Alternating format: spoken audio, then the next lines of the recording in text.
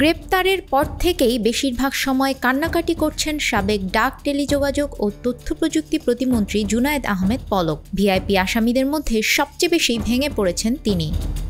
এত দ্রুত সরকার পতন হতে পারে তা কল্পনাও করতে পারেননি। যদিও একদিন আগে স্ত্রী সন্তানদের বিদেশ পাঠিয়ে দেওয়ার কথা স্বীকার করেছেন তিনি। তার ভাষ্য, চাইলে তিনিও দেশ ছেড়ে পালাতে পারতেন, তবে শেখ হাসিনার সঙ্গে বেইমানি করা হবে বলে তিনি জাননি। ছাত্র ও সাধারণ মানুষের আন্দোলনের চাপের মুখে দেশ ছাড়তে বাধ্য হন সাবেক প্রধানমন্ত্রী শেখ হাসিনা। ৫ আগস্ট প্রধানমন্ত্রীর পদ থেকে পদত্যাগ করে দেশ ছেড়ে চলে যান তিনি।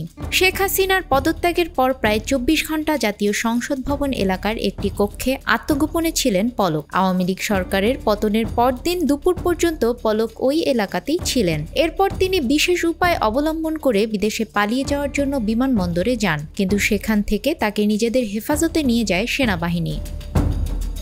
তদন্ত সংশ্লিষ্ট একটি সূত্র জানায়, গ্রেপ্তারের পর থেকেই বেশিরভাগ সময় কান্নাকাটি করছেন পলক। ইন্টারনেট শাটডাউনের বিষয়েও তিনি তার দায় অস্বীকার করেছেন। তার ভাষ্য, প্রতিমন্ত্রী হলেও ইন্টারনেট বন্ধ করার ক্ষেত্রে তার একক কোনো সিদ্ধান্ত ছিল না। পুলিশের জিজ্ঞাসাবাদে পলক কোনো তথ্য দিতে পারছেন না। প্রশ্ন করলেই মাথা নিচু করে কাঁদছেন, কেঁপে উঠে কুঁকড়ে যাচ্ছেন। এমনকি ৬ বছর ধরে চালানো নিজের মন্ত্রণালয়ের কোনো কাজের দায়-দায়িত্ব নিতেও অস্বীকার করে যাচ্ছেন।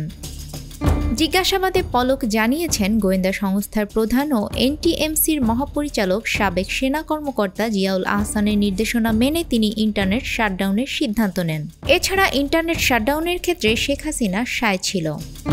নিউজ ডেস্ক, আমাদের সময়।